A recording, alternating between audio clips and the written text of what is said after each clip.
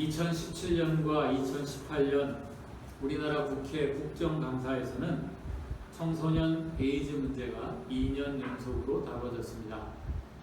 왜 다뤄졌을까요? 그것도 2년 연속 청소년 에이즈 환자가 급증했기 때문입니다. 1985년 우리나라 10대 에이즈 환자는 한 명도 없었습니다. 그 1985년이 우리나라의 최초로 에이즈 환자가 한 명 발생한 해입니다. 86년도, 87년도에도 청소년 에이즈 환자는 한 명도 없었습니다. 그러던 것이 90년대 들어서 청소년 에이즈 환자들이 한 명, 두 명 나오기 시작하더니 2000년대가 되자 청소년 에이즈 환자의 숫자가 기하급수적으로 급증하기 시작했습니다. 상황이 이런데도 우리나라 보건당국은 청소년 에이즈 환자가 이렇게 늘어나고 있다는 사실을 외부에 공개하지 않았습니다. 자기들끼리만 알고 꼭 알려야 될 사람들에게만 알렸습니다. 그러다가 이게 도저히 알리지 않을 수 없을 정도로, 도저히 감당하지 못할 정도로 숫자가 폭발적으로 늘어났기 때문에 2017년부터 2년에 걸쳐서 국회에서 국정감사 때 이 문제를 다루게 된 것입니다. 동성애자들이 동성애를 위해 사용하는 앱이 한 대표적인 게 세 가지가 있다고 합니다. 이 앱을 스마트폰에 깔고 실행하면 자기 주변의 지도가 뜨고 자기 위치가 그 지도 위에 뜬다고 합니다. 그리고 동시에 자기와 같은 앱을 사용하는 사람들의 위치가 그 지도 위에 표시된다고 합니다. 그렇게 해서 뭐 어쩌자는 걸까요? 표시된 그 사람을 찾아서 동성간 성행위를 하기 위한 그런 목적으로 만들어진 앱입니다. 이 앱에는 동성간 서로 매칭할 수 있도록 글을 올릴 수가 있는데 한 10대 청소년이 이런 글을 올렸습니다. 알바 구함. 저는 아직 14살이라서 학문이 쫄깃쫄깃합니다. 사람들이 잘 오지 않는 화장실도 제가 알고 있어서 거기서 만나도 좋고 혹시 다른 장소를 아시면 거기서 만나도 좋습니다. 1시간에 3만원. 여러분, 이 학생이 지금 시도하고 있는 이 알바를 부르는 정식 명칭이 있다는 사실 아십니까? 바텀 알바. 바텀이라는 이 용어는 미국 질병관리본부에서 사용하는 용어인데 남성 간 성행위를 할 때 여자의 역할을 하는 남성을 가리키는 말이 바텀입니다. 그런데 우리나라 조사에 의하면 가출한 남자 청소년의 15.4%가 이 바텀 알바를 지금 하고 있습니다. 그런데 더 놀라운 것은 조금 전에 소개해드린 이 글을 올린 그 청소년은 가출 청소년이 아닙니다. 집에서 멀쩡하게 학교를 다니고 있습니다. 그런데 왜 그런 글을 올렸을까요? 돈이 필요해서.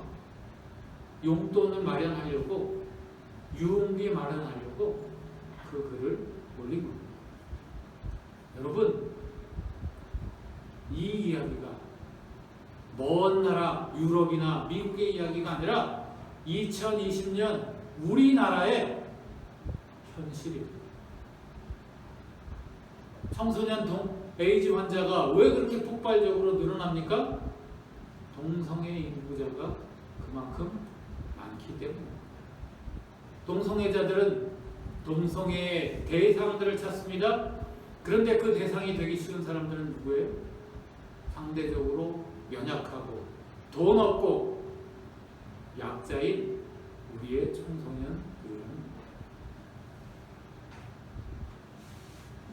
유흥업소를 설계하는 소위 말하는 설계자가 방송에 나와서 이런 이야기를 합니다. 자기가 많은 유흥업소들을 설계해 주는데 이 유흥업소들이 급이 있다는 겁니다. 최고급, 여기는 그야말로 1급, 얼굴도 예쁘고 또 거기서 일하는 사람들은 남성 호스트바의 경우에는 남자애들 얼굴도 아주 미남인 그런 사람들이 거기서 일을 한다고 합니다. 그런데 그것보다 좀 수준이 떨어지는 그런 유흥업소에는 역시 그것보다 얼굴이 좀 떨어지는 그런 애들이 와서 일을 한다는 겁니다.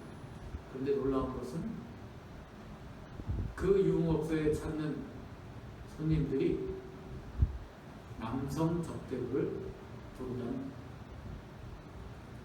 그 남성 접대부들은 동성애자들이 아닙니다. 그냥 우리와 똑같은 이성애자들입니다. 그런데 그 룸에 들어가서 뭘 경험하게 될까요? 동성애를 경험하게 됩니다. 그 업소에 출입하는 많은 사람들이 어떤 사람들인 줄 아십니까? 의사들이 제일 많고 고위 공무원들이 많다고 합니다.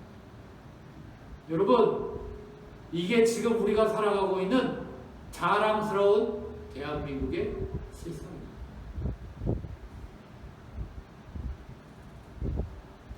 어쩌다 우리나라가 이렇게 됐지? 어떤 분들은 이렇게 탄식하고 한탄할 겁니다.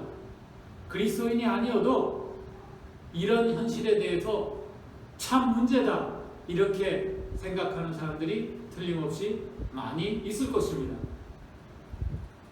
하지만 이것이 우리가 지금 살아가고 있는 대한민국의 현실. 더 안타까운 것은 이런 현실은 개선되기보다는 더 안 좋은 방향으로 갈 가능성이 많다는 겁니다. 여러분, 지금 우리 국회에서 입법 시도하고 있는 보편적 차별금지법, 이 법은 뭐를 서포트하기 위한 법일까요? 지금 이미 우리나라에서 벌어지고 있는 이 일을 양성화하고 정당화하고 이것이 우리의 현실 가운데 바로 옆집에서, 바로 우리 가정에서, 바로 우리 이웃에서 벌어지는 것이 조금도 이상하지 않도록 만들려고 하는 그런 법입니다. 이 법은 아직 통과되지 않았습니다. 어쩌면 하나님의 은혜로 이번 국회에서 보류될 수도 있습니다. 가능성은 낮지만 그렇게 된다고 해도 여러분, 우리의 전망은 여전히 어둡습니다. 왜 그럴까요? 이런 흐름, 이런 도도한 흐름이 우리나라에서만 벌어지는 일이 아니기 때문입니다. 여러분, 이런 일은 이미 유럽과 미국을 거쳐서 전 세계를 거쳐서 우리나라에 지금 밀려 들어온 거예요. 유럽과 미국은 이미 이 흐름을 받아들였습니다. 그리고 이 흐름에 의해서 무너져가고 있습니다. 그런데 우리나라가 무슨 능력으로, 무슨 힘으로 이 흐름을 거부하고 막을 수 있을까요?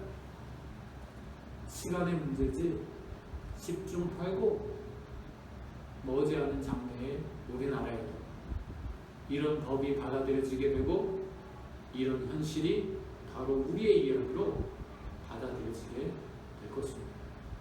큰일 나지 않았습니까? 답답합니다. 아주 큰 문제가 우리의 문제로 지금 현실화된 것입니다.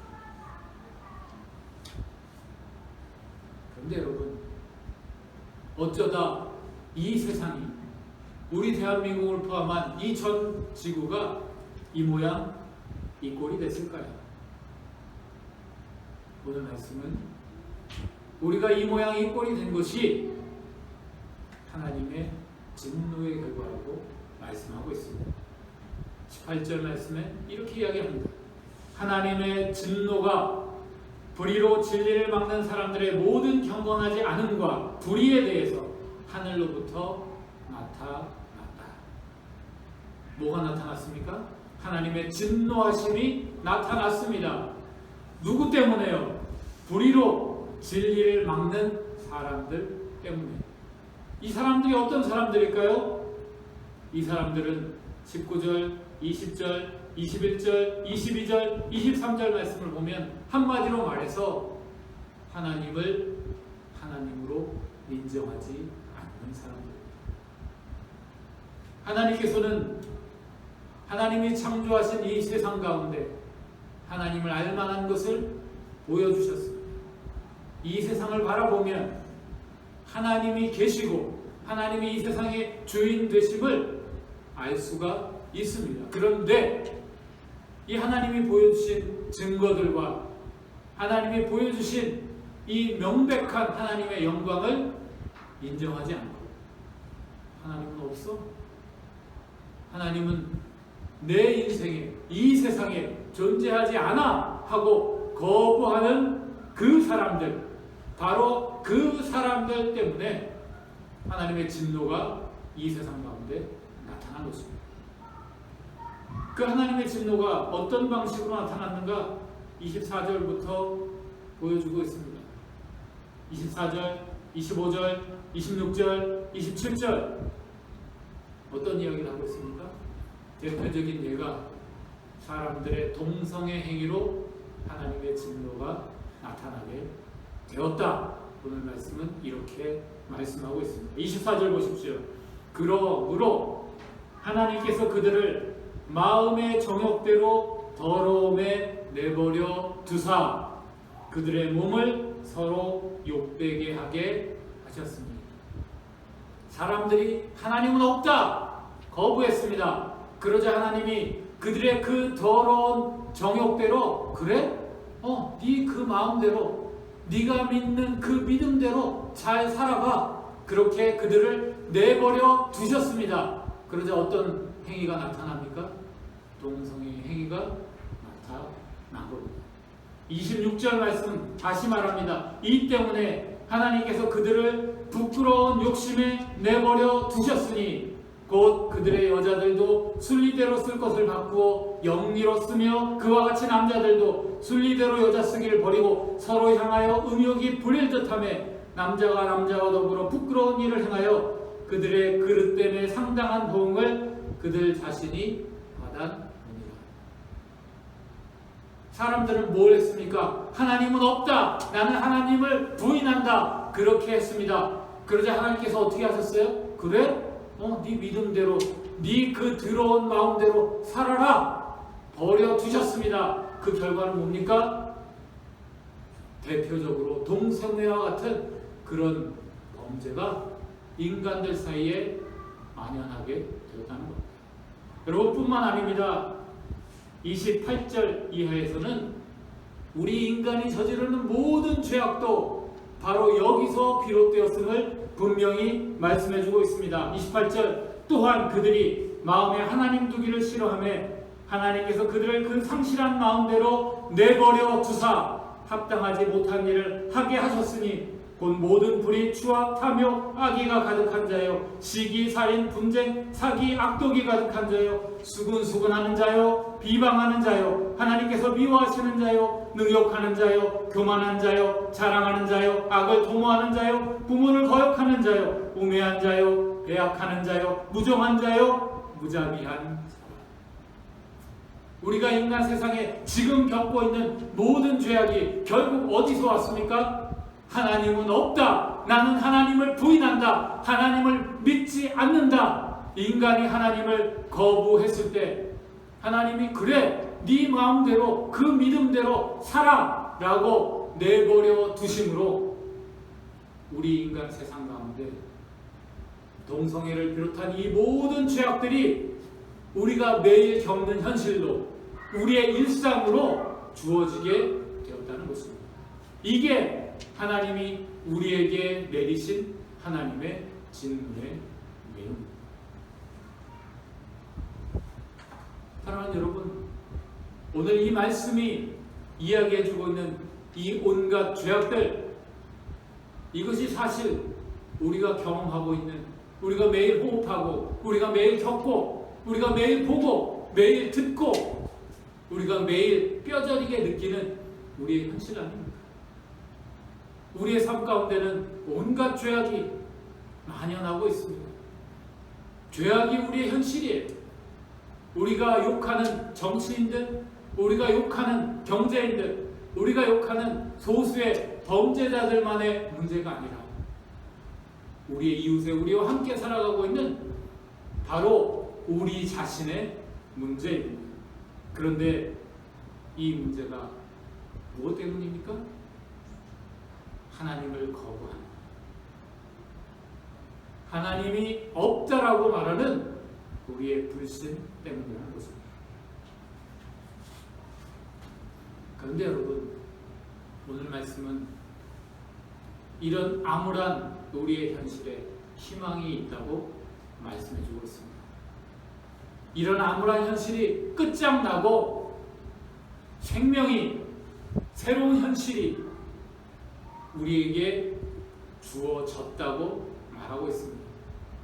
그 새로운 현실, 우리의 그 희망이 무엇입니까? 그게 바로 하나님께서 우리에게 주신 복음입니다. 16절 말씀 보십시오. 뭐라고 말하고 있습니까? 복음이 구원을 주시는 하나님의 능력이라고 말하고 있습니다. 16절 말씀 제가 읽어보겠습니다. 내가 복음을 부끄러워하지 아니하노니 이 복음은 모든 믿는 자에게 구원을 주시는 하나님의 능력이 됨이라. 복음이 뭐라고요? 하나님의 능력이라는 겁니다. 뭐하는 하나님의 능력이요? 우리를 이 암울한 현실에서 구원하시는 하나님의 능력이라는 것입니다. 여러분, 우리가 경험하고 우리가 호흡하고 살아가는 이 모든 죄악들, 그 죄악에서 우리가 건진받을 길이 이미 우리에게 주어졌습니다. 무엇을 통해서요? 예수 십자가를 통해서, 예수님의 십자가의 죽음과 부활을 믿는 그 믿음을 통해서 믿는 자들에게는 그 죄악된 현실에서 건진받고 하나님의 영원한 생명으로, 하나님의 구원의 자리로, 하나님의 의로운 통치의 현실로 그렇게 건진받는 역사가 우리에게 주어졌다는 것입니다. 사랑하는 여러분, 이 사실을 여러분은 믿으십니까? 여러분이 믿는 복음이 바로 이 복음의 내용임을 여러분은 굳게 붙잡으실 수 있기를 바랍니다. 여러분이 믿는 믿음은 시시하고 아무것도 아닌 믿음이 절대로 아닙니다. 여러분이 가진 그 믿음은 죄악으로 가득 차서 우리를 질식시키고 결국 우리를 죽여버릴 것 같은 이 현실 가운데서 하나님의 놀라운 구원을 우리에게 선물로 주고, 뿐만 아니라 그 죄악된 현실 가운데서 죽어가는 자들을 건져내서 그들도 하나님의 구원을 맛보게 하는 하나님의 능력이 되는 것입니다. 여러분, 그러므로 우리 그리스도인들은 이 깜깜한 현실, 절망적인 현실 가운데서도 이미 희망을 발견하고 그 희망을 소유하고 그 희망을 다른 사람들에게 전하는 자들입니다. 여러분, 우리는 별것 아닌 사람들이 아니에요. 우리는 이미 가진 자들이고 다른 사람들에 나눠줄 희망을 소유한 부자들입니다. 그런데 여러분은 이런 희망을 발견한 자, 이런 희망을 전하는 자로 여러분의 인생을 살고 계십니까? 혹시 이 세상의 속임수에 속아서 이미 발견한 그 희망을 별것 아닌 것 취급하고 이 세상 사람과 동일하게 절망을 살아가고 계시지는 않습니까? 만일 이 속임수에 넘어가 절망을 살아가고 계신 분이 있다면 오늘 말씀을 다시금 붙잡으실 수 있기를 바랍니다. 여러분은 이미 희망을 발견한 자, 이미 희망을 소유한 자, 더 나아가서 그 희망을 세상에 전달할 사명이 있는 자가 바로 여러분입니다. 데니스 저니건이라는 미국 사람이 있습니다. 이 사람은 5살 나이 때 공중 화장실에서 한 남성에게 성폭행을 당했습니다. 5살 나이. 이게 얼마나 이 어린 나이에 이 사람에게 큰 상처여 충격이었겠습니까? 그는 이 경험 때문에 평생 수치심, 나는 부끄러운 존재야. 죄의식, 나는 범죄를 저질렀어. 이런 의식을 가지고 살았습니다. 그리고 이 상처 때문에 그는 자기 자신은 무가치한 존재라고 그렇게 생각했고, 다른 사람들에게 어떻게 하면 가치 있는 사람으로 인정받을 수 있을까? 그렇게 그런 마음을 과하게 가지면서 그렇게 생활했습니다. 그런데 이 사람의 주변에는 그를 인정해주고 좋아하는 사람들이 다 남자들이었어요. 어떤 일이 벌어졌을까요? 이 데니스 저니건이라는 사람은 동성애에 빠지게 되었습니다.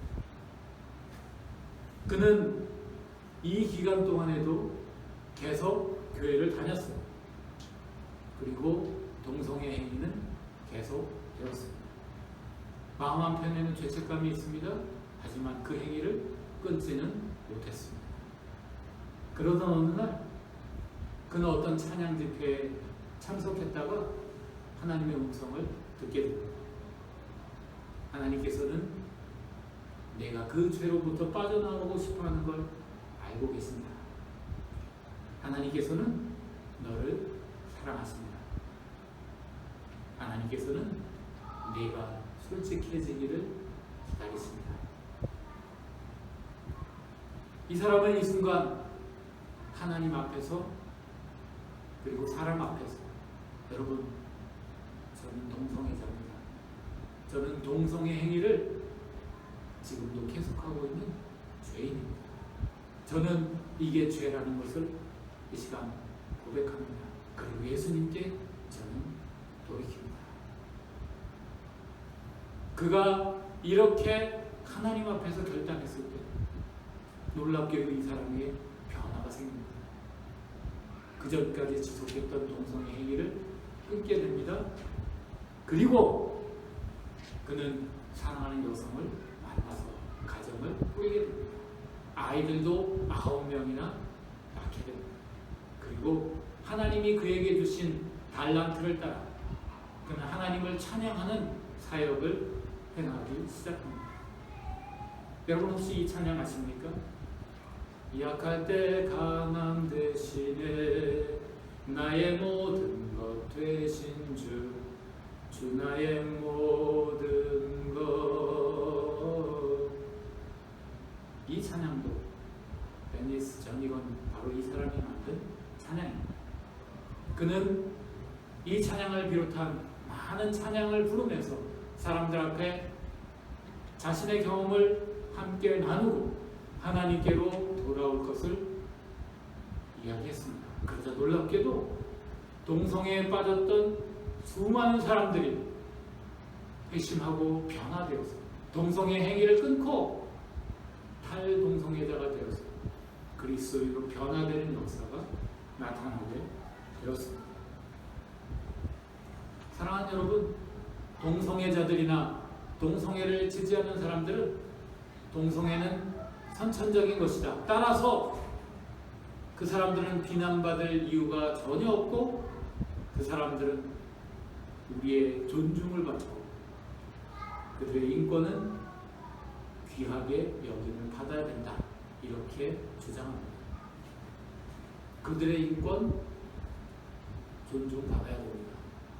하지만 백보양보에서 이들의 이 주장이 사실이라고 인정한다 할지라도 우리의 주변에는 선천적 동성애자가 아니라 불가피하게 혹은 자기의 선택으로 동성애자가 된 사람들이 훨씬 더 많은 그러한 현실입니다. 우리는 그리스도인으로서 동성애에 대한, 그리고 동성애를 포함한 모든 죄악들이 하나님을 떠난, 하나님을 부인한 우리의 불신에서 비롯되었음을 우리는 분명히 알아야 합니다. 이것이 하나님을 저버린 우리에게 주어진 하나님의 저주라는 사실을 분명히 인식해야 합니다.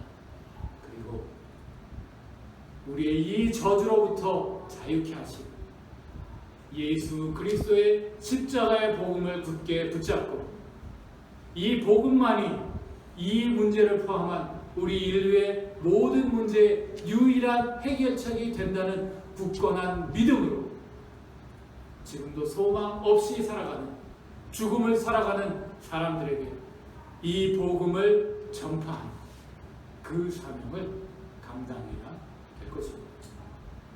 사랑하는 여러분, 우리를 구원하시는 하나님의 능력된 복음이 바로 우리의 것입니다. 이 복음을 붙잡고 이 영적인 싸움터에 나아가 복음으로 승리하는 하나님의 용사된 여러분 모두가 되실 수 있게 주님의 이름으로 축복합니다. 기도하겠습니다.